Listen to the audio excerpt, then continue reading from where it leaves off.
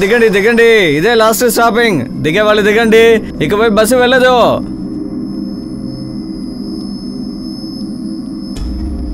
అక్క దిగండి, last stopping, bus ఆగిపోయింది. నిద్రపోవడానికి బస్సు ఎక్కుతారు ఏంటక్క? దిగండి, లేవక్క.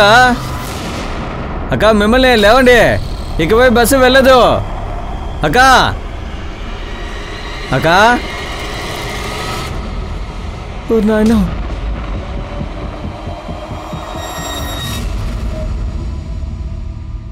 నేను మీ అనూప్ సోనీని. ఇవాల్టి ఎపిసోడ్లో నేనే మీ హోస్ట్ని. కొత్త కథతో వచ్చాను. ఇవాల్టి కేసు ఏంటనేది మనం చూద్దాం. చిన్నప్పటి నుంచి మనం ఏం చదువుకున్నామంటే మనిషి ఒక సమాజం జీవి అని. కానీ చాలాసార్లు మనిషి మృగం కన్నా చాలా దారుణంగా నడుచుకుంటున్నాడు అనడంలో ఆశ్చర్యం లేదు.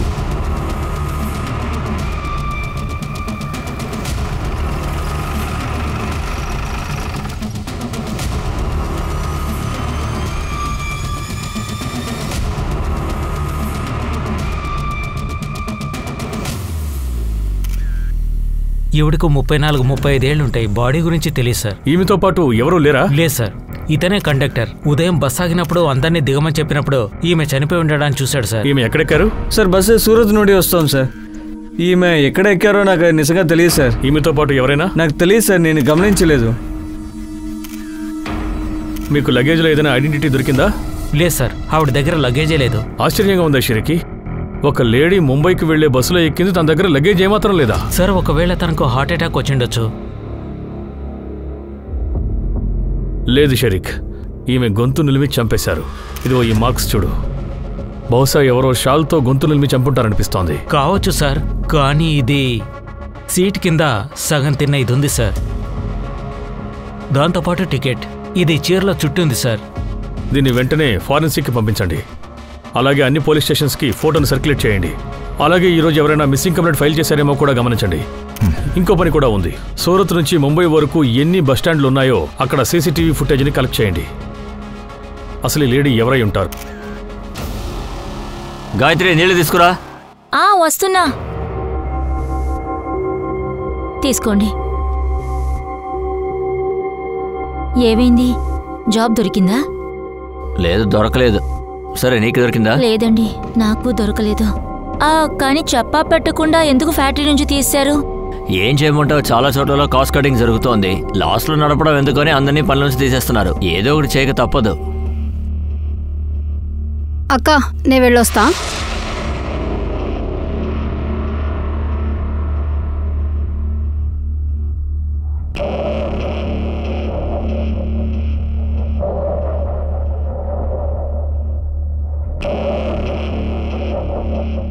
అసలు నీ చెల్లెలు బయటికి వెళ్తుందో చూసావా? నువ్వు ఏమి అన్నవా తన్ని? దాన్ని వదిలేయండి. ఏంటి వదిలేయమంటావు? తన ఇష్టానికి వెళుతోంది. నాన్నా వచ్చేసారా? మొబైల్ ఏది? లేదు, నెక్స్ట్ టైం కొనిస్తాను. ఇప్పుడు కొంచెం ఫ్రీగా ఉండు. నీకు మొబైల్ ఇవ్వను, తెలిసిందా? వెళ్ళి ముందు చదువుకో. నాన్న, నేనేమైనా కొత్తది అడిగానా? సెకండ్సే కదా అడిగాను. 1000 రూపాయలకే దొరుకుతుంది. నువ్వేం టెన్షన్ పడకు. డబ్బు గురించి నువ్వు అస్సలు ఆలోచించుకో. నీకు ఫోన్ కావాలి కదా, నేను కొనిస్తా. నేను నీకు కొనిస్తాను. సూరజ్, బాగా చదువుకో.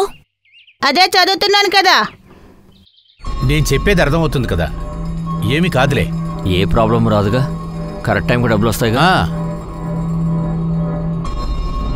సరే, నువ్వు ఇప్పుడు బయలుదేరు, నేను తర్వాత కలుస్తాను. డబ్బే ముఖ్యం, అర్థం చేసుకో. సరే సరే, వెళ్ళు, కలుద్దాం. ప్రదీప్తో ఏం మాట్లాడుతున్నారు? ఏ, వాడు మంచోడు కాదు అని చెప్పానా? సరే సరే, అన్నం పెట్టు. సార్, నేను ఆ అన్ఐడెంటిఫై లేడీ గురించి మొబైల్ అంతా విచారించాను సార్. కానీ మిస్సింగ్ కంప్లైంట్ ఏ పోలీస్ స్టేషన్లోనూ లేదు సార్. మరి సూరత్లో కనిపెట్టమని చెప్పాను సార్. సూరత్ నుంచి ముంబై వచ్చే రూట్లో ఉన్న బస్టాండ్లోని సీసీటీవీ ఫుటేజ్ అన్ని చెక్ చేశాం సార్. కానీ దేంట్లోనూ లేడీ లేదు సార్. బహుశా ఆమె ఏ బస్టాండ్లో అయితే బస్ ఎక్కిందో అక్కడ సీసీటీవీ కెమెరాస్ లేవనుకుంటారు. అందుకు అవకాశం ఉంది సార్. ఒక విషయం నీకు విచిత్రంగా అనిపించట్లేదా? ఆ బాడీ పక్కన ఎటువంటి లగేజ్ కూడా కనిపించలేదు. ఇది చాలా విచిత్రంగా ఉంది సార్. ఒకవేళ ఈ లేడీని మర్డర్ చేసిన వాళ్లే లగేజ్ ఎత్తుకుపోయి ఉండొచ్చు సార్. వీటన్నిటికీ సమాధానం మనకి సూరత్లోనే దొరుకుతుంది.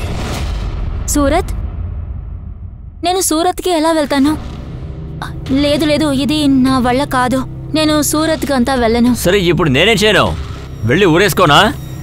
ఇంట్లో సిచ్యువేషన్ ఎలా ఉందో నీకు బాగా తెలుసు కదా. వేరే ఊర్లో మంచి ఉద్యోగం దొరుకుతుందని చెప్తున్నాను.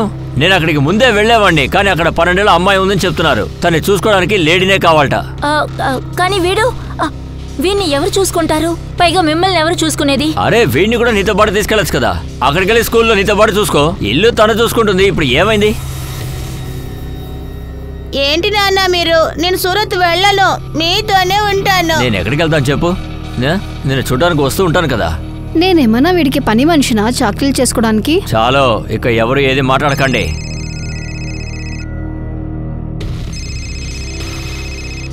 లగేజ్ మొత్తం ప్యాక్ చేయి, రేపు పొద్దునే బయలుదేరాలి.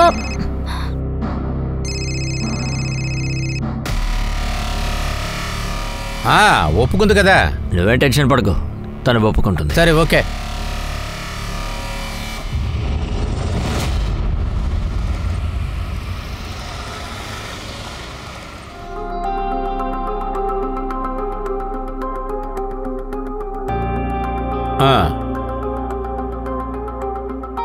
అన్ని పనులు మీరే చేయాలి.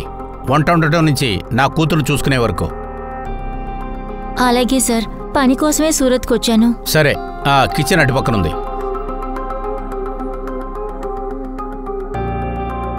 నిన్నిక్కడే స్కూల్లో చేర్పిస్తాను. రా రా.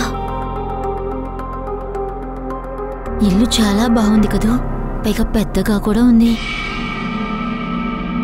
ఇటువైపు రా. హలో. జై జై కిషన్, పని పూర్తయిందా లేదా? చాలా కష్టపడితే ఇప్పుడే నాకే దొరికింది. కొంచెం టైం ఇవ్వండి, ఏదో ఒకటి చేస్తాను. ఏంటి ఇవాళ ఇంత ట్రాఫిక్గా ఉంది? సార్, ఆ లేడీ పోస్ట్ మార్టం రిపోర్ట్ వచ్చేసింది సార్. సరిగ్గా ఆవిడ 11 o'clock చనిపోయింది సార్. మీరు చెప్పిందే కరెక్ట్. గొంతు నులిమి ఆమెను చంపారు సార్. గొంతు నులిమిన ఆనవాళ్ళు కూడా ఆమె బాడీ మీద ఉన్నాయి సార్. అంతేకాదు, ఆవిడ 1 నెల ప్రెగ్నెంట్ కూడా సార్. చివరిగా బ్రెడ్ తినింది సార్. స్పాట్లో సగం బ్రెడ్ దొరికింది. ఒకవేళ అది ఆమె తినుండొచ్చు కదా. లేదు సార్, అది నార్మల్ బ్రెడే. కానీ సార్, ఈవిడ తిన్న బ్రెడ్లో అఫీన్ కూడా ఉంది సార్. బాడీలో అఫీన్ ట్రేసెస్ కూడా దొరికాయి సార్. ఆమె అఫీన్ తీసుకుంటుంది. షిర్కే, నువ్వు ఏం మాట్లాడుతున్నావు? ఆమె ప్రెగ్నెంట్గా ఉన్నారు. ఆ టైంలో డ్రగ్స్ ఎలా తీసుకుంటారు? ఆమె అఫ్యూమ్ ఎందుకు వేసుకుంది? బాగున్నావా? నువ్వు తిన్నావా లేదా? వస్తాను. చూడు, నీ చదువులో నువ్వు ముందు శ్రద్ధ చూపించు, సరేనా? నేను ఉంటాను. తల్లులకి ఎప్పుడు పిల్లల గురించి ఆలోచన ఉంటుంది. నువ్వు పాయసం తిన్నావా? లేదు. ఉండు, నేను ఇస్తా. వద్దు, నాకొద్దు. ఉండు, ఇస్తాను.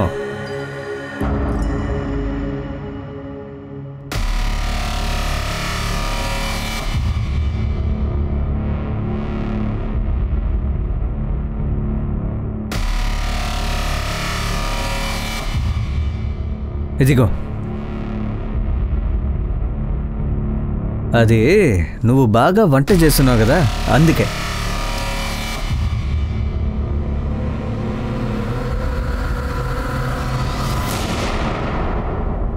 బాగుంది కదా?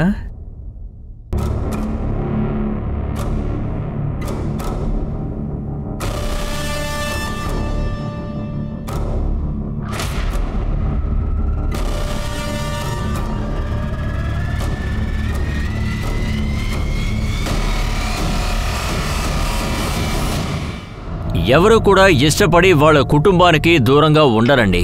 ముఖ్యంగా డబ్బులు, పేదరికం, కుటుంబంలో ఉన్న సిచ్యువేషన్ బట్టి వీళ్ళందరూ పనికెళ్తూ ఉంటారు. బలవంతానికి కారణం ఇదే కదా. గాయత్రి తన పరిస్థితుల కారణం వల్ల తన కుటుంబాన్ని, పిల్లాడిని వదిలేసి కొత్త చోటుకి పని చేయడానికి వెళ్ళింది. కానీ తన కుటుంబంలో ఉన్న సమస్యలని తీరడానికి ముందే గాయత్రి దారుణంగా చంపబడింది. తను చనిపోయి చాలా రోజులైంది, కానీ పోలీసులకి చాలా రోజులు తన పేరు కూడా తెలియలేదు. అది మాత్రం కాకుండా ఈ కేసు ద్వారా చాలా మృగాలు దాక్కున్నాయన్న విషయం పోలీసులకి తెలియకుండా పోయింది.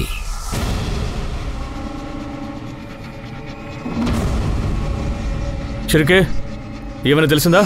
న్యూస్ పేపర్లోనూ ఆ లేడీ ఫోటోని సర్క్యులేట్ చేశాము, కానీ ఇంతవరకు అప్డేట్ లేదు. సార్, ఈ ఫోటోలో ఉన్నది నా పెళ్ళం గాయత్రి లాగా ఉంది సార్. దయచేసి కనిపెట్టండి సార్.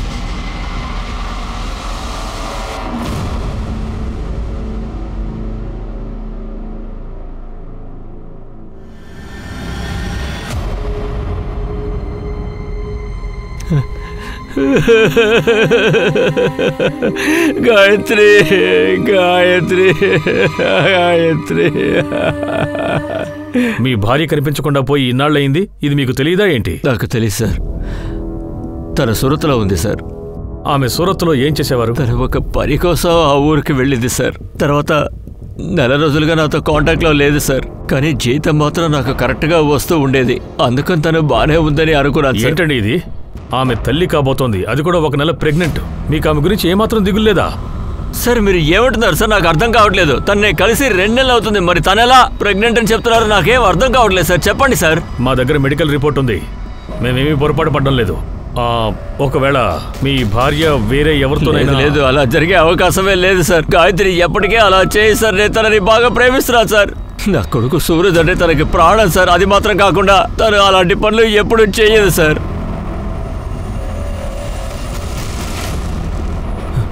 సార్ ఒకడున్నారు సార్, నాకు ఆ సునీల్ మీదే డౌట్గా ఉంది సార్. వాడే నా పిల్లని ఏదైనా చేసి ఉండాలి. నా డౌట్ అంతా వాడి మీదే సార్. Please sir. వాడు ఎక్కడ ఉన్నాడు? అది నాకు తెలియదు సార్, కానీ వాడు సూరత్లోనే ఉంటాడని బాగా తెలుసు.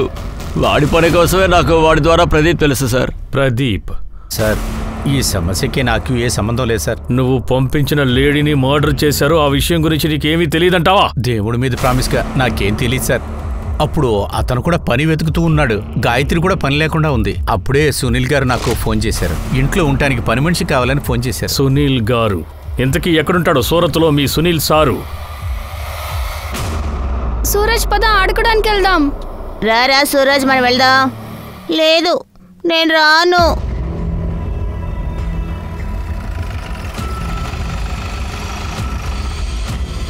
నాన్నా, నాన్న మీరు ఎక్కడికి వెళ్ళిపోయారు? మీకోసం వెయిట్ చేస్తున్నాను. నేను మీతోనే వస్తాను. నీకేం కాలేదు కదా నాన్న? నేను బానే ఉన్నాను నాన్న.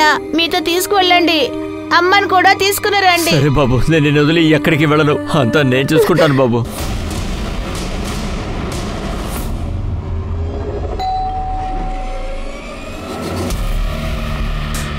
గాయత్రిని అసలు మీరందరూ కలిసి ఏం చేశారు? ఏమి ఎవరు? తన మరదలు సార్, కంచన్. ఏంటి మరదలా? ఈమె ఇక్కడేం చేస్తోంది? తను ఇక్కడే ఉంది సార్, గాయత్రితో. ఏంటి, ఏమైంది? మీరందరూ ఎవరు? సునీల్ అంటే మీరేనా? అవును, నేనే సునీల్. మీ ఇంటి పని మనిషి గాయత్రి మర్డర్కి గురైంది. సార్, గాయత్రి ఇక్కడ బాగా పనిచేస్తూ ఉంది సార్. కొన్ని రోజుల్లోనే తన సిస్టర్ని ఇక్కడికి తీసుకొచ్చింది. సార్, నా చిన్న చెల్లెలు వయసుకొచ్చిన అమ్మాయిని ఒంటరిగా వదలకూడదని తీసుకొచ్చేశాను. సార్, ఈమెకి ఒక జాబ్ దొరికేంత వరకు ఇక్కడే ఉండొచ్చు కదా? కన్ఫామ్గా ఉండొచ్చు. ఏంటి గాయత్రి, నా ఇల్లుని బాగా చూసుకుంటున్నాం, మా కూతుర్ని బాగా చూసుకుంటున్నాం, నా కూతురికి అమ్మ ప్రేమను కూడా అందిస్తున్నాం. నీకోసమని ఇది కూడా నేను చేయనా? నువ్వు కన్ఫామ్గా ఇక్కడే ఉండాలి. ఒక్క నిమిషం. సార్ చెప్పండి. చూడు, ఇక్కడ ఉన్నంత వరకు నాకు సహాయం చేయి, సరేనా? అసలు గాయత్రి ముంబైకి ఎందుకు వెళ్ళింది? అది నాకు తెలియదు సార్. ఆశ్చర్యంగా ఉందే, ఆమె మీ ఇంట్లోనే పనిచేస్తోంది, మీకేమీ తెలీదా? యాక్చువల్లీ తను 1.5 నెలగా హరీష్ ఇంట్లోనే పనిచేస్తుంది. ఎవరా హరీష్? తీసుకోండి, ఆయనే హరీష్ గారు. ఈవిడే కుముద గారు. కుముద గారు అమ్మ కాబోతున్నారు. ఆవిడికి ఫుల్ టైం మేడ్ కావాలంట. అవును, అన్మోల్ ఎందుకు పనికిరాడు. మా ఊరివాడు అవడం వల్ల ఇంటి పనులన్నీ చూసుకుంటున్నాడు. కానీ ఒక్క విషయం, కుముదిని ఎవరైనా చూసుకోవాలి. సార్, నా చిన్న చెల్లెలు చదువుకుంటుంది, దీనికి అన్ని పనులు తెలుసు, తనే చూసుకుంటుంది. మీరు తినతో మాట్లాడుతూ ఉండండి, నేను వెళ్ళి టీ తీసుకొస్తాను.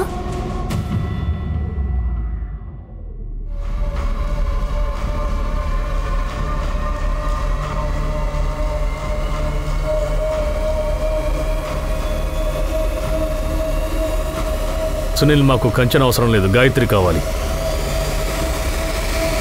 అదా విషయం, నువ్వు ఆమెను మీ ఇంటి నుంచి హరీష్ ఇంటికి పంపించావన్నమాట. అవును సార్, వాళ్ళింట్లో పనిచేయటం కోసం గాయత్రిని తీసుకువెళ్ళారు వాళ్ళు.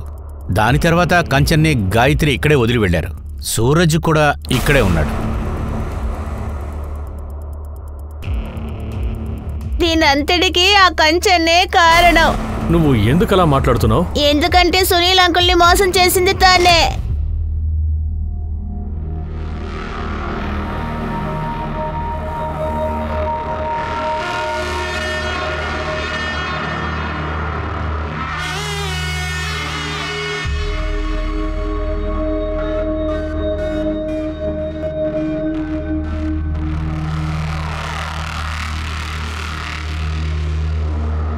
దీనంతటికీ పిన్నే కారణం. తను సునీల్ అంకుల్ని మోసం చేయడం వల్లే మా అమ్మ నన్ను ఇక్కడ వదిలేసి వెళ్ళిపోయింది. సూరజ్, ఇది ఏం చెప్తున్నావురా ఇలాగా? నువ్వంటే నాకెంత ఇష్టం కదా. నాన్న, నీతోనే నేను వచ్చేస్తాను. తప్పకుండా వెళ్దాం. అంతకన్నా ముందు వీళ్ళందరినీ జైలుకి పంపించాలి. అప్పటి వరకు నేను ఈ ఊరు వదిలి ఎక్కడికి రాను. గాయత్రి అఫీమ్ తీసుకునేదా? అసలు మీరు ఏమంటున్నారు సార్? లేదు లేదు, ఆవిడ మంచి లేడీ సార్. నువ్వు చెప్పేవే హరీష్. అతని ఫోన్ నెంబరు అడ్రస్ మాకివ్వు. 98205. ఈ నంబర్ వర్క్ కాలేదు సార్. సరే, ముందు అడ్రస్ చెప్పు.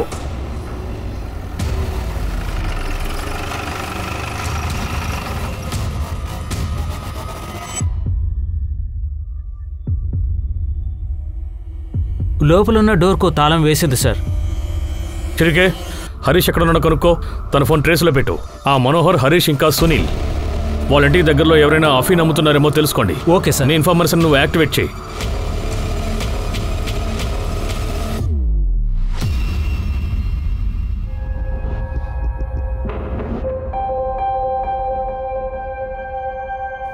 సూరజ్, భోజనం తెచ్చాను, నువ్వు తిను. నేను పరితో మాట్లాడాలి.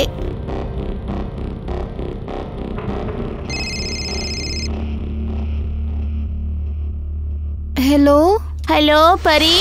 సూరజ్, నువ్వు బాగున్నావు కదా? నేను బాగానే ఉన్నాను. నువ్వు బాగున్నావా? నేను కూడా బాగున్నా. నేను నీతో ఏమో చెప్పాలి. చెప్పు. హలో హలో పరి.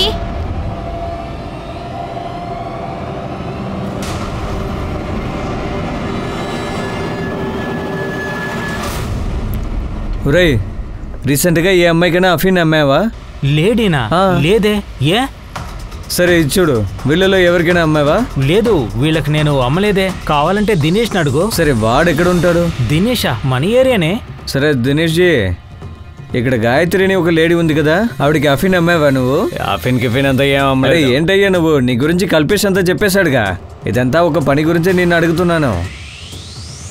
నేను మత్తుమంది అమ్ముతాను, కానీ లేడీస్లకంతా నేను అమ్మను. అలాగా? వీళ్ళు సునీల్, హరీష్, వీళ్ళలో ఎవరికైనా ఇచ్చావా? నాకని 4-5 కస్టమర్లే ఉన్నారు, వాళ్ళకి మాత్రమే అమ్ముతాను. తెలియని వాళ్ళకే నేను ఇవ్వను. సార్, మా సూరత్లో సునీల్, కంచన్, గాయత్రి అండ్ అనీష్ వీళ్ళ కాల్ డీటెయిల్స్, లొకేషన్ డీటెయిల్స్ వచ్చాయి సార్. ముంబై నుంచి మనోహర్ది వచ్చింది సార్. గాయత్రి, హరీష్ వీళ్ళ ఫోన్ నెల రోజులుగా వర్క్ కాలేదు. సునీల్ ఫోన్లోనూ అనుమానంగా ఏదీ లేదు. కానీ మనోహర్ మనల్ని చాలా ఇబ్బంది పెడుతున్నాడు. అంటే? మనోహర్ కాల్ లిస్ట్ని చెక్ చేస్తే గాయత్రి మర్డర్ జరిగిన రోజున లొకేషన్ సూరత్ చూపిస్తోంది. సూరత్లో సునీల్ ఇంటి పక్కనే ఉన్నాడు. అది మాత్రమే కాదు, ఫోను స్విచ్ ఆఫ్లో ఉంది సార్. నెక్స్ట్ డే ముంబైలో ఆన్ అయింది. ఈ మనోహర్ సూరత్లో ఏం చేసేవాడు? ఆ విషయాన్ని మన దగ్గర ఎందుకు తను దాస్తున్నాడు? అవును సార్, నేను సూరత్కి వచ్చాను, కానీ నన్నేం చేయమంటారు సార్? నేను గాయత్రితో మాట్లాడాలని అందరినీ అడుగుతూనే ఉన్నాను సార్. నేను తట్టుకోలేకపోయాను సార్, కానీ ఎవరూ నాతో మాట్లాడనివ్వలేదు. హలో కంచన్, ఎందుకు ఫోన్ తీయట్లేదు? అక్కడ ఏమైంది? గాయత్రి ఎక్కడుంది?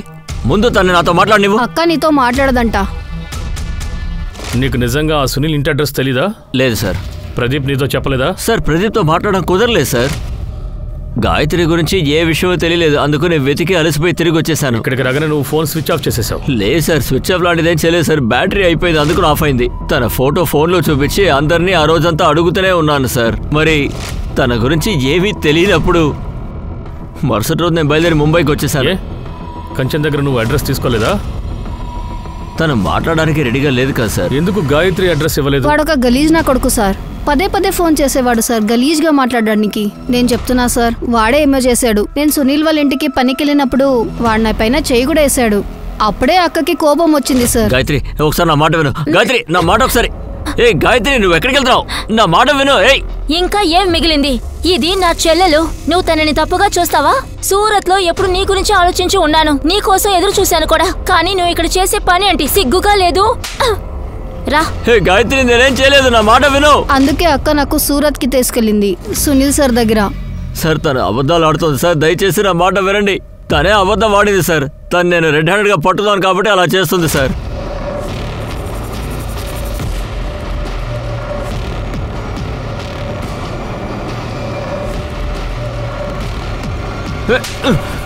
మళ్ళీ ఇటువైపు వచ్చాంటే కాళ్ళు ఎరగొడతాను అదవా నువ్వు. ఆ తర్వాత తను ఇంట్లోంచి బయటికి వెళ్ళకూడదని తనకి స్ట్రిక్ట్ గా చెప్పేశాను సార్. వెంటనే తను వాళ్ళ అక్క దగ్గరికి వెళ్ళి నా గురించి లేనిపోనివని చెప్పేసింది సార్. తను ఇప్పుడు జాలీగా ఉంది సార్. నేను గాయత్రి ఇప్పటి వరకు అసలు గొడవ పడిందే లేదు సార్. మేమిద్దరం అంత బాగుండేవాళ్ళం. నాకు గనక డబ్బుతో అవసరం లేకుండా ఉండుంటే నేను తనని ఖచ్చితంగా సూరత్కి పంపేవాడినే కాదు సార్. నీకు ఎంత డబ్బు వచ్చిందేంటి? తన జీతం నెలకి 5,000 సార్. అబద్ధం చెప్తున్నాడు సార్ వాడు. 1 లక్షం తీసుకున్నాడు వాడు అక్కకి, సపరేట్ గా 5,000 నెలకి. వాడుకు డబ్బులంటే పిచ్చి. నువ్వు ₹1,00,000 తీసుకుని గాయత్రిని సునీల్ ఇంటికి పంపించేశావు. ఆ సునీల్ 15 రోజుల తర్వాత హరీష్కి అమ్మేశాడు. నువ్వు హరీష్ దగ్గర కూడా డబ్బులు తీసుకున్నావు కదా? సార్ అసలు మీరు ఏమంటున్నారు సార్? నేనేమి గాయత్రిని అమ్మేలేదు సార్. దయచేసి నన్ను నమ్మండి సార్. నాకు అప్పులు చాలా ఉన్నాయి సార్. అందుకే నేను వాళ్ళ దగ్గర నుంచి ₹1,00,000 తీసుకున్నాను. నేను అది తిరిగి ఇద్దామని అనుకున్నాను సార్. నీకు గాయత్రి అంటే కోపం, ఎందుకంటే తను నిన్ను చంపదెబ్బ కొట్టింది. నీకు సిగ్గుగా లేదు? అందువల్ల నువ్వు తనని అమ్మేశావు. లేదంటే తను వేరెవరి బిడ్డకో తల్లి కాబోతుందన్న విషయం నీకు ముందుగానే తెలిసిపోయి ఉంటుంది.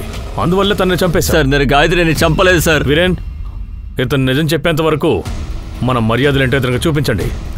వెళ్ళు. Sir sir please sir. Sir నా మాట నమ్మండి ప్లీజ్. ఈ మనోహర్ ₹1,00,000 తీసుకుని సునీల్కి తన భార్యని అమ్మేశాడు. సునీల్ 15 రోజుల తర్వాత హరీష్కి గాయత్రిని అమ్మేశాడు. ఖచ్చితంగా ఇక్కడ హ్యూమన్ ట్రాఫికింగ్ జరిగింది. సార్ నేను Sunil, Manohar, Harish bank balance check చేశాను. సునీల్ తన అకౌంట్ నుంచి ₹1,00,000 డ్రా చేసుకున్నాడు. కానీ మరుసటి రోజు మనోహర్ అకౌంట్లోకి ₹1,00,000 డిపాజిట్ అయింది. ఈ మధ్యన సునీల్ అకౌంట్ కు 4 లక్షలు డిపాజిట్ అయింది. అదే రోజు సునీల్ ₹4,00,000 తీసుకున్నాడు. షరికే, నేను ఖచ్చితంగా చెప్తున్నాను, ఇది హ్యూమన్ ట్రాఫికింగే, సందేహం లేదు. గాయత్రి బస్ ఎక్కి పారిపోవాలని చూసింది, కానీ ఆమెని చంపేశారు. సార్ ఇది హ్యూమన్ ట్రాఫికింగ్ అయినప్పటికీ మనోహర్ మాత్రమే అనుమానంగా ఉన్నాడు. ఐఎమ్ డ్యామ్ షూర్ ఈ హత్య మనోహరే చేసుండాలి. అది హరీష్ కూడా అయ్యుండొచ్చు కదా, తను కనపడడం లేదు. ఓ పంచే షరికే, నువ్వు హరీష్ బ్యాంక్కి వెళ్ళు. తను వేరే ఏదైనా నంబర్తో బ్యాంక్ ట్రాన్సాక్షన్ చేస్తున్నాడేమో కనుక్కో. ఎందుకంటే అది ఖచ్చితంగా ఆ రోజు అప్డేట్ అయి ఉండాలి. అలాగే ఆ సునీల్ తను రేపు స్టేషన్కి రమ్మను. Okay sir. సార్ నేను ఏ హ్యూమన్ ట్రాపు చేయలేదు సార్. ఇలా చూడండి, మనోహర్కి డబ్బు కావాలి. నేను సెక్యూరిటీగా వాడికి ₹1,00,000 ఇచ్చాను. అలాగే మంత్లీ శాలరీ కూడా ఇచ్చాను. హరీష్ నాకు ₹4,00,000 ఇస్తానని చెప్పాడు. నేను కూడా డబ్బు తీసుకున్నాను. సార్ మనోహర్కి ₹1,00,000 ఇచ్చాను. అండ్ గాయత్రి సిస్టర్ నాతోనే ఉంది. ఒక చిన్న ప్రాఫిట్ కోసం నేను గాయత్రి సిస్టర్ని వాళ్ళ ఇంటికి పంపిస్తే ఇందులో నేనేం తప్పు చేశాను? దీన్నేరా హ్యూమన్ ట్రాఫికింగ్ అని అంటారు. గాయత్రి ఆడది, తనేమి జంతువు కాదు అమ్మేయడానికి. తన విషయంలో ఏమేం జరిగాయో ఎవరికి తెలుసో? తన కడుపులో పెరుగుతున్న బిడ్డకి తండ్రి ఎవరు? అది తన ఇష్ట ప్రకారమే జరిగిందా, లేదంటే తనని రేప్ చేశారా? నువ్వు అది ఖచ్చితంగా చెప్పగలవా? వీడిని తీసుకెళ్ళు. సార్ ఇలా చేయకూడదు సార్. ఏంట్రా వాగుతున్నావు? సార్ ఇదంతా తప్పు సార్. తప్పు అంట తప్పు. హరీష్ బ్యాంక్ డీటెయిల్స్ నుంచి కొత్త అడ్రస్ దొరికింది సార్.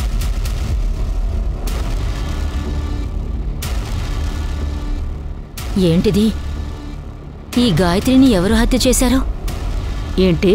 నువ్వు మరీ అనవసరంగా ఆలోచించొద్దు. ఏంటి ఆలోచించద్దు అని చెప్తున్నావు? నువ్వే కదా తనని ఇక్కడ తీసుకొచ్చావు.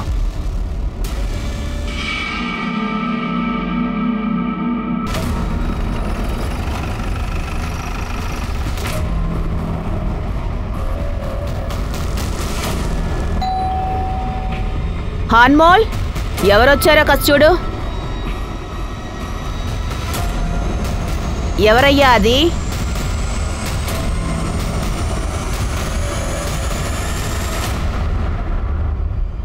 గాయత్రి మీ ఇంట్లో పనిచేసేదా? అవును, మా కోడలు ప్రెగ్నెంట్తో ఉంది. తనని ఫుల్ టైం చూసుకోవడానికే తనని పనిలో చేర్చాం. 5 రోజులుగా తను ఎక్కడికి వెళ్ళిందో కూడా తెలీదు. ఈ రోజే న్యూస్ పేపర్ చూసి నేను తెలుసుకున్నాను. 5 రోజులుగా ఆమె కనపడడం లేదు. ఆమె ఎక్కడికి వెళ్ళిందో మీకు తెలుసుకోవాలనిపించలేదా? సార్ తనే తిరిగి వస్తుందని అనుకున్నాం.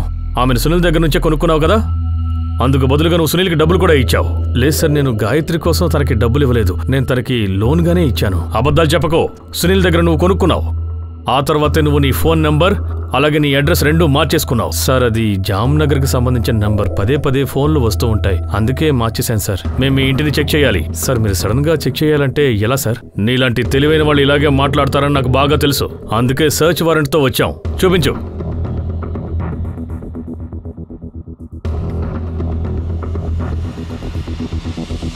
ఇప్పుడు ఏమంటావు?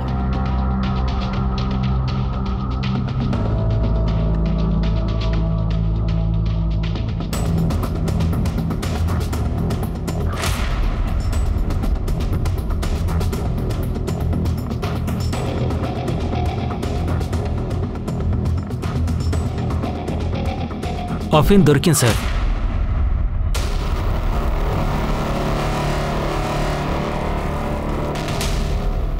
తనకి మాకు ఎలాంటి సంబంధం లేదు సార్. సంబంధం లేదంటే ఎలా? ఆమె 1.5 నెల మీ ఇంట్లో పని చేసింది కదా. తను ప్రెగ్నెంట్ అయింది. ఏం జరిగిందో అది ఇక్కడే జరిగింది. తన ఇష్ట ప్రకారమో తన ఇష్టం లేకుండానో తన బాడీలో అఫీన్ ఉందని తేలింది. ఇదిగో వీడే చేసుంటాడు. పని నుంచి తీసేయని నేను ఎప్పటి నుంచి అంటున్నాను. నాకు బాగా తెలుసు అది వీడే అని.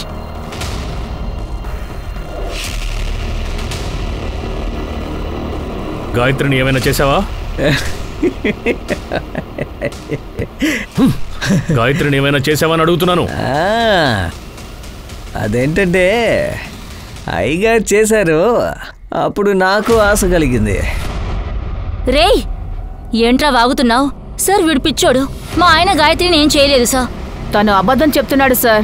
వాడు పిచ్చోడు. వాడి మాట వినకండి. వీడు మత్తులో ఏదేదో వాగుతుంటాడు సార్. వీళ్ళందరినీ జీపెక్కించండి. ఎవరు ఏం చేశారో అప్పుడు తెలుస్తుంది. వీళ్ళందరి మీద హ్యూమన్ ట్రాఫికింగ్ కేసు పెట్టండి. అలాగే షిరికే, వీళ్ళిద్దరికీ DNA టెస్ట్ చేయించు. పదండి.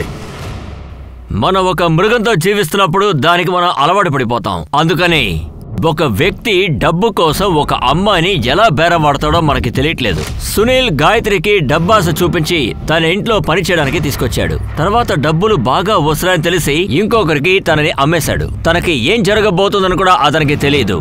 తల్లి లేని కూతుర్ని గాయత్రి చాలా బాగా చూసుకుందన్న విషయాన్ని కూడా తను మర్చిపోయాడు. ఇందులో అసలు విషయం ఏంటంటే గాయత్రి ఫోన్ స్విచ్ ఆఫ్ అయిపోయిన తర్వాత కూడా సునీల్ అండ్ కంచన్ గాయత్రి ఎలా ఉందో తెలుసుకోవాలని కూడా వాళ్ళు ప్రయత్నించలేదు. ఇలాంటి వాళ్ళు కూడా ఉంటున్నారు చూసారా. కానీ తను అక్కడ అష్ట కష్టాలు పడింది. ఇప్పుడు గాయత్రి మరణానికి వెనకాల హరీష్ ఇంకా వాళ్ళ కుటుంబ సభ్యులకి ఇందులో సంబంధం ఉందా, లేదా తన మరణాన్ని ఇంకెవరైనా రాసి పెట్టారు? హరీష్ వైఫ్ గురించి నేను ఎంక్వైరీ చేశాను సార్. ఆవిడ ప్రెగ్నెంట్ అయినప్పటికీ హాస్పిటల్ వెళ్ళి 6 నెలలు అవుతోంది. ఈ విషయమే నాకు అనుమానంగా ఉంది సార్. 6 నెలల ముందు వెళ్ళిన క్లినిక్కు వెళ్ళి ఎంక్వైరీ చేశాను నేను. తను ఎప్పటికీ తల్లి కాలేదని అంటున్నారు సార్. అయితే ఎందుకని తను ప్రెగ్నెంట్ అని నాటకం ఆడుతోంది? చాలా ఏళ్ళగా అమ్మ అవడానికి ప్రయత్నిస్తున్నాను, కానీ నేను అవ్వలేకపోయాను. నేనిక తల్లి కాలేను అని డాక్టర్ గారు కూడా చెప్పేశారు. మరైతే ఎందుకు నటించావు?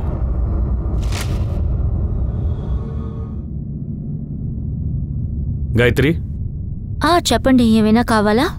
చూడు గాయత్రి, నాకు కావలసింది నువ్వు మాత్రమే ఇవ్వగలుగుతావు. లేదండి, మీరు చెప్పేదేది నాకు అర్థం కావట్లేదు. నాకు బిడ్డ కావాలి. వదినా, మీరే ప్రెగ్నెంట్ గా ఉన్నారు. చాలా అందమైన బిడ్డ పుడుతుంది. తను పిల్లల్ని కనలేదు. తను ఊరికి ఇక్కడ నటిస్తోంది. వీళ్ళిద్దరికీ సంతానం కావాలి, అందుకే నిన్ను తీసుకొని వచ్చాం. అంటే మీరు చెప్పేదేది నాకు అర్థం కాలేదు. గాయత్రి, ఈయన ద్వారా నాకు ఒక బిడ్డని కనివ్వు. ఏంటి, నన్ను పాపం చేయమంటున్నారు? నువ్వు కూడా ఒక ఆడదానివి. నువ్వే నా బాధని అర్థం చేసుకోగలవు. నేను నిన్ను బతిమాలుకుంటున్నాను, ప్లీజ్ నాకు ఒక బిడ్డ కనివ్వు. నేను చేయలేను, అది పాపం. నాకు పెళ్ళైంది, నా కొడుకు కూడా ఉన్నాడు. అమ్మా, మీరైనా చెప్పండి అమ్మా. గాయత్రి, ఇలా చూడమ్మా, నువ్వు కాస్త ఒప్పుకో. లేదు, ఇది నా వల్ల కాదు. కానీ సార్, మాకొక బిడ్డ అవసరం. అంచేత అన్మోల్ తన భోజనంలో అఫీన్ కలిపాడు. గాయత్రి తప్పించుకుని పారిపోవాలనుకుంది, మీరు తనని హత్య చేశారు. సార్, మేము తనని హత్య చేయలేదు సార్. నేను, నా భార్య, మా అమ్మ అందరం బయటికి వెళ్ళాను సార్. మేము ఇంటికి తిరిగి వచ్చేసరికి గాయత్రి లేదు, అలాగే అన్మోల్ కూడా లేడు. ఏంటి?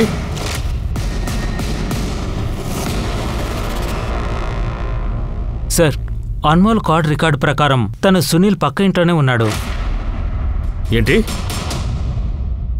గాయత్రి చాలా మంచి ఆవిడ సార్. ఇదిగో, నన్ను వాడి దగ్గరికి కాస్త తీసుకెళ్తారా? ఈరోజు వద్దు, అయ్యగారు ఇంట్లో లేరు, రాగానే చెప్తాను. అన్మోల్, ఈ ఇంట్లో నువ్వు ఒక్కడివే నన్ను శ్రద్ధగా చూసుకుంటున్నావు. నువ్వు చాలా మంచివాడు అన్మోల్. నువ్వు నన్ను సూరజ్ దగ్గరికి తీసుకెళ్తావా? ఇప్పుడేనా? ఏ గాయత్రి, ఇదిగో ఈలే, నేను కాలనీ బయట నీకోసం వెయిట్ చేస్తాను. నువ్వు వెళ్ళు. చివరిగా తను సునీల్ ఇంటికి వెళ్ళిందా? కంచన్, కంచన్, ఏమైంది? కంచన్, నగలు ఉండాలి కదా, ఎక్కడ? నువ్వు తీసుకున్నావా? ఏం చెప్తున్నారు మీరు? ఇలా నన్నెలా అడుగుతారు మీరు? ఒక నగ కూడా లేదు. ఎక్కడో చెప్పు. నాకేం తెలుసు, మీరే ఎప్పుడు తీసుంటారు. నేనా? నేను చూసొస్తాను.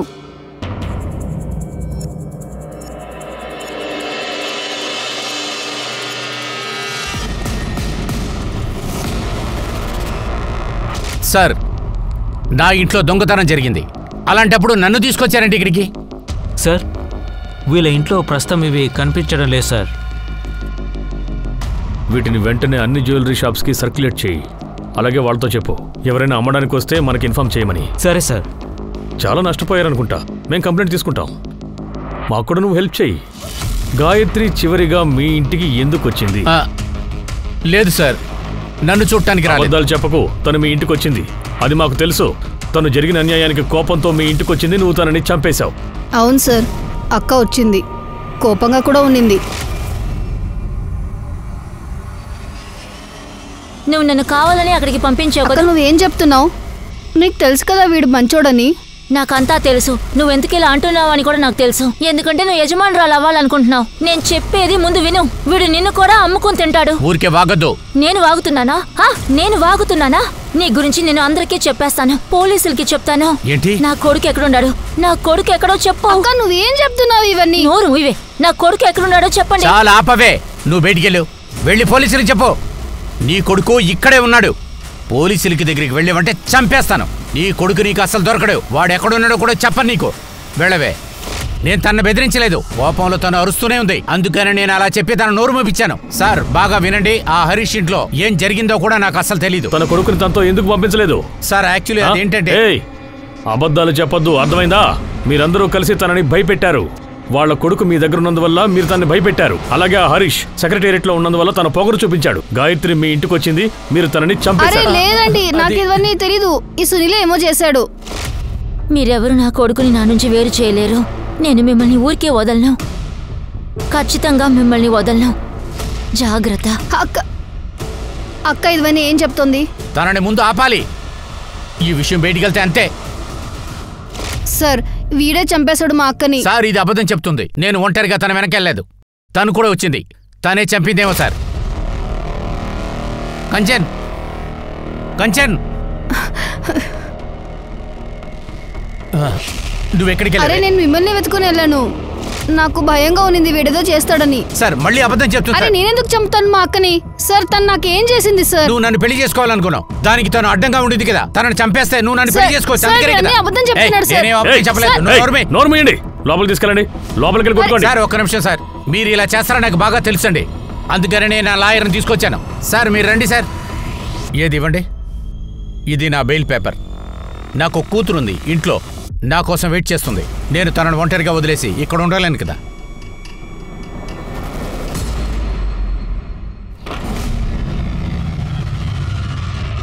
పరి,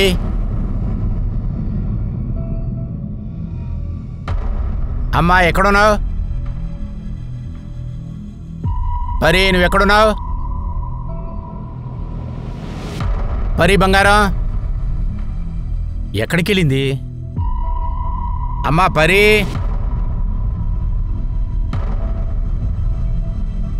అరే ఎక్కడికి వెళ్ళి ఉంటుంది? పరి సిస్టర్, మా పరిని చూసారా? లేదండి, చూడలేదు. సిస్టర్, మా అమ్మాయి చూసారా? నేను ఎక్కడ చూడలేదు. అటు వెళ్ళటం చూసారా? లేదు, నేను చూడలేదు. మోహన్, మా అమ్మాయి వచ్చిందా? లేదా అంకుల్, ఇవాళ ఆడుకోవడానికి రాలేదా?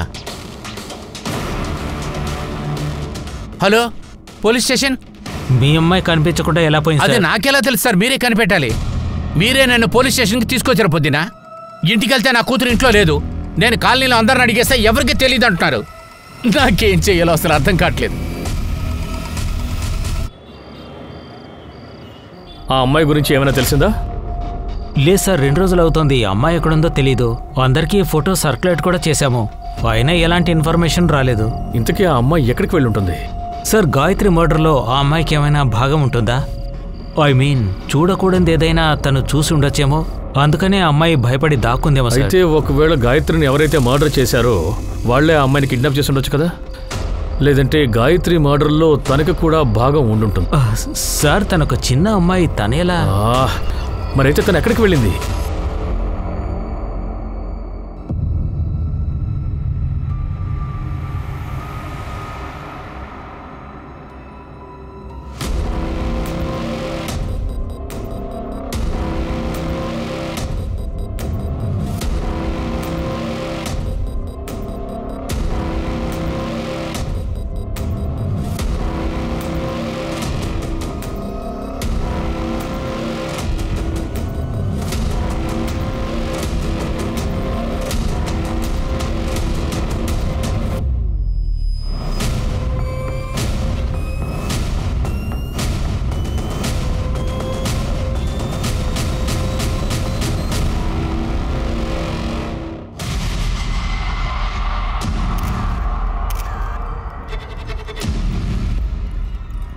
సార్ గొంతు నులిమి చంపేశారు. 3 రోజులుగా నీ కూతురు కనిపించడం లేదని నువ్వు నాటకాలు ఆడుతున్నావు. కానీ నిజానికి నువ్వే నీ కూతుర్ని హత్య చేసి బెడ్ కింద ఉన్న బాక్స్లో దాచిపెట్టావు. అసలు ఏం మాట్లాడుతున్నారు సార్? ఏం మాట్లాడుతున్నారు? నేను ఎందుకు చేయాలి సార్? గాయత్రిని మర్డర్ చేస్తుంటే తను చూసుంటుంది, అందుకే చంపేశా. ఏ తండ్రి నా కన్న కూతురు చంపుకుంటాడా? చంపుతారా? మాట్లాడేది నేనేది చెప్తాను సార్. సార్ నేను చెప్పేది నమ్మండి సార్. వెళ్ళండి. పాప పోస్ట్ మార్టం రిపోర్ట్ ప్రకారం తను 3 రోజుల ముందే చనిపోయింది. ఆ రోజు ఉదయమే సునీల్ని కంచెన్ని మన స్టేషన్కి తీసుకొచ్చాం సార్. అంటే సునీల్ ఇంకా కంచెని ఈ పని చేసి అనిపిస్తోంది. అలాగే మిగతా వాళ్ళందరూ మన కస్టడీలోనే ఉన్నారు. Right sir. కానీ ఇంకొక విషయం, అమ్మాయి బాడీలో అఫైన్ ఉంది. ఏంటి? అంటే తనకి ఖచ్చితంగా అఫైన్ ఇచ్చారు. తను స్పృహ కోల్పోయిన తర్వాత షాల్తో తన గొంతు నులిమేశారు, గాయత్రిలాగా. సార్ ఒక్క నిమిషం. హలో. సరే సార్, సునీల్ ఇంట్లో దొంగతనం జరిగిన బంగారు ఆభరణాలు అమ్ముతున్నారట. ఎవరు? సార్ నాకేం తెలీదు. నీకు ఏమీ తెలియకపోతే ఈ నగలు ఎక్కడి నుంచి వచ్చాయి? ఎక్కడి నుంచి వచ్చాయిరా చెప్పు. సార్ ఈ నగలన్నీ నా కొడుకే నాకు తెచ్చిచ్చాడు. వాడొచ్చి ఎవరికో డ్రగ్స్ అమ్మాడంట. ఇతని కొడుకుని తీసుకురండి. మోహన్, నువ్వు ఎవరికి అఫీన్ని అమ్మేవాడివి? నువ్వు మోహన్ దగ్గర అఫీన్ని కొన్నావా? తర్వాత అఫీన్ని పరీకిచ్చావు. ఆ తర్వాత షాల్తో తన గొంతు నిలిమి ఆమెను చంపేశావు. నేను ఎన్నిసార్లు చెప్పాను, నువ్వు తప్పు చేసావు. నేను నాన్నకన్నీ చెప్పేస్తాను. అదంతా వదిలే, ముందు నువ్వు కూర్చో. ఇదిగో లడ్డు తీసుకుని వచ్చాను, నీకు ఇష్టం కదా. ఇదిగో నేను ఒకటి తిన్నాను, నువ్వు కూడా ఒకటి తిను, చాలా బాగుంది. నాకొద్దిది. సరే వదిలే, నువ్వేం చెప్తే నేను అదే చేస్తాను. నేను అసలు నిజం ఏంటో చెప్తాను. ఇప్పుడు సంతోషమేనా? ఇదిగో దీన్ని తిన్ను.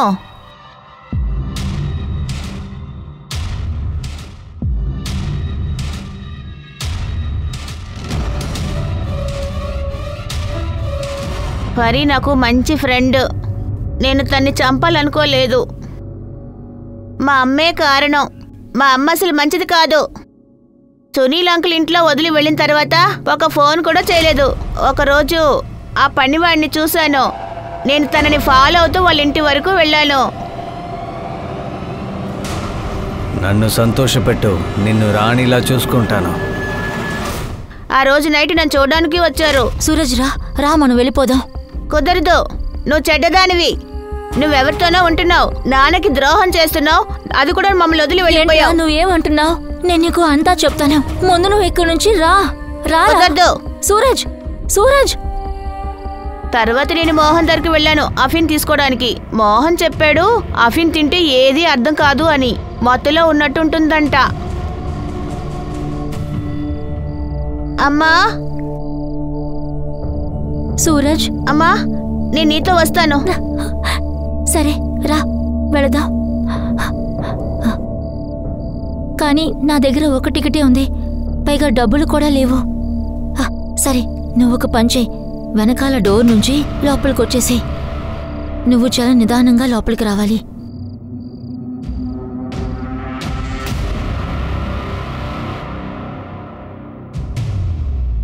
ఇలా చూడు, ఇది నీకోసమే తీసుకొచ్చాను. నువ్వు తిన్నావా? నువ్వు తిను.